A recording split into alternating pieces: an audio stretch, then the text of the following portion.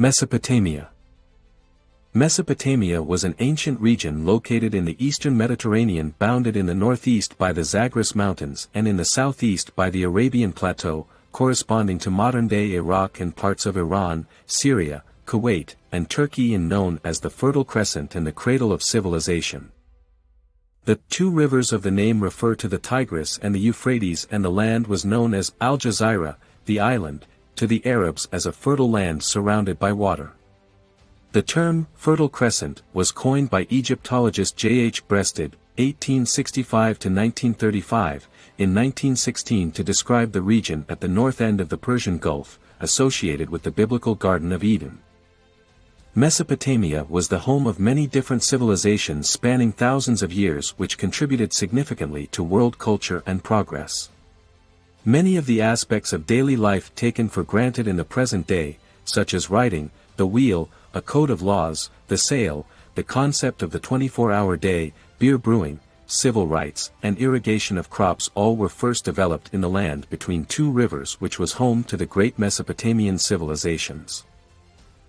Unlike the more unified civilizations of Egypt or Greece, Mesopotamia was a collection of varied cultures whose only real bonds were their script, their gods, and their attitude toward women.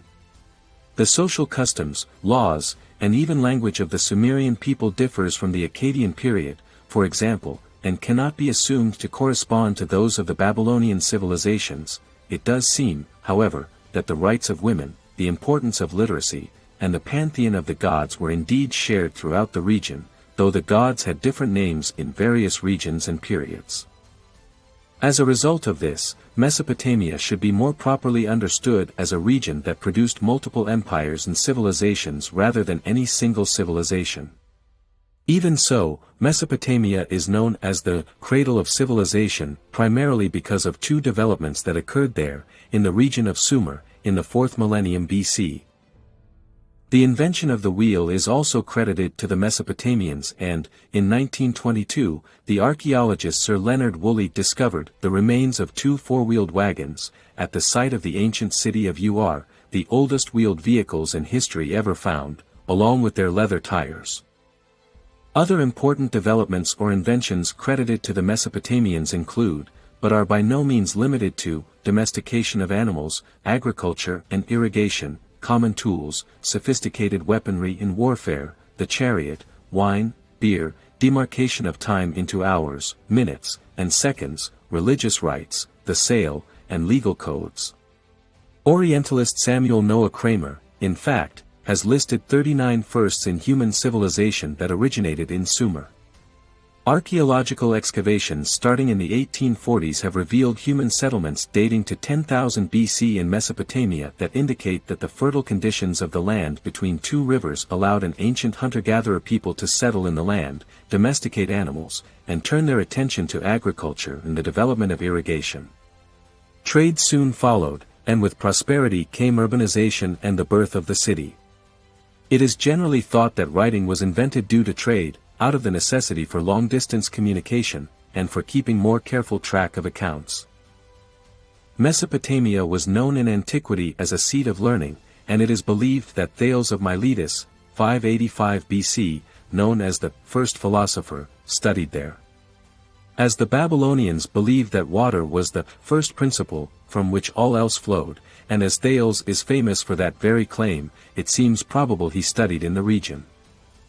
Intellectual pursuits were highly valued across Mesopotamia, and the schools were said to be as numerous as temples and taught reading, writing, religion, law, medicine, and astrology. There were over 1,000 deities in the pantheon of the gods of the Mesopotamian cultures and many stories concerning the gods.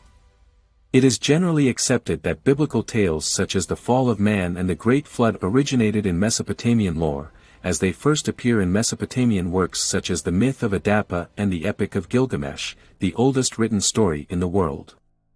The Mesopotamians believed that they were co-workers with the gods and that the land was infused with spirits and demons.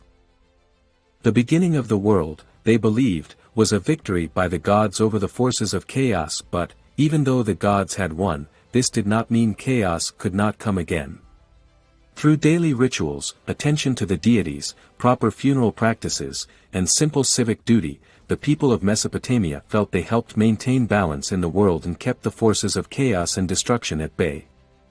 Along with expectations that one would honor one's elders and treat people with respect, the citizens of the land were also to honor the gods through the jobs they performed every day. Men and women both worked, and, because ancient Mesopotamia was fundamentally an agrarian society, the principal occupations were growing crops and raising livestock.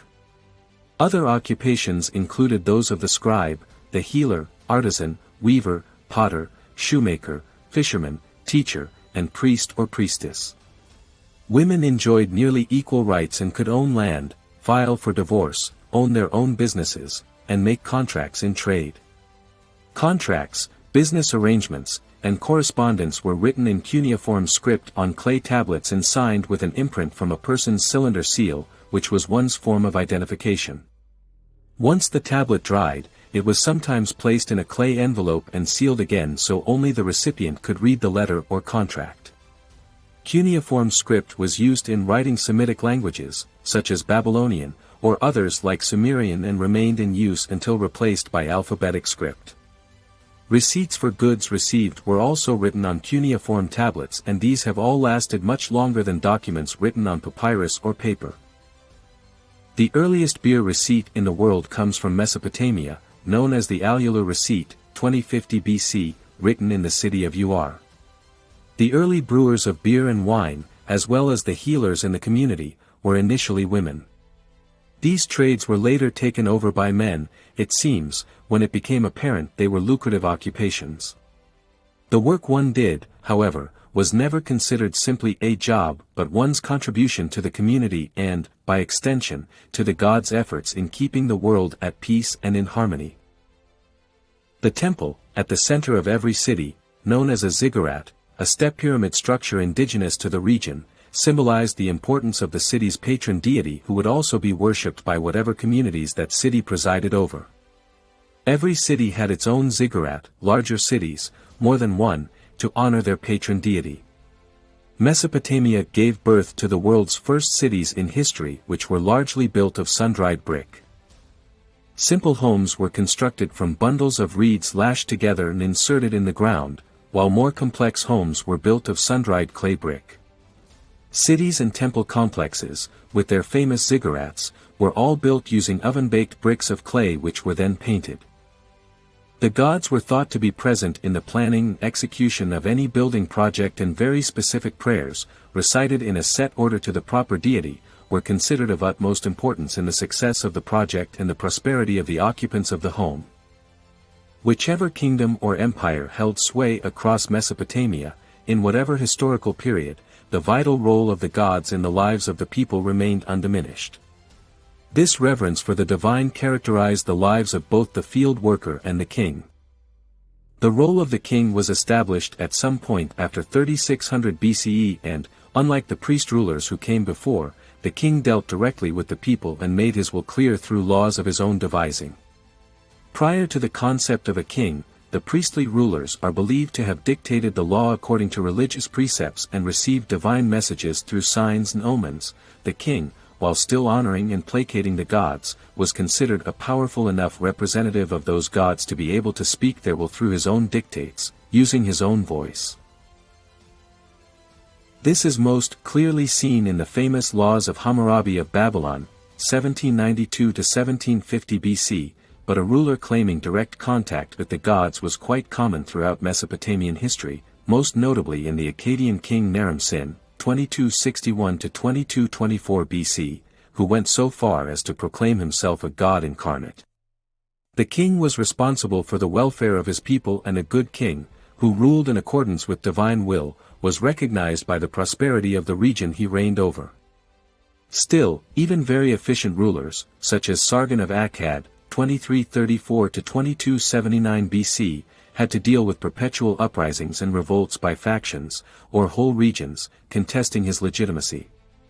As Mesopotamia was so vast a region, with so many different cultures and ethnicities within its borders, a single ruler attempting to enforce the laws of a central government would invariably be met with resistance from some quarter.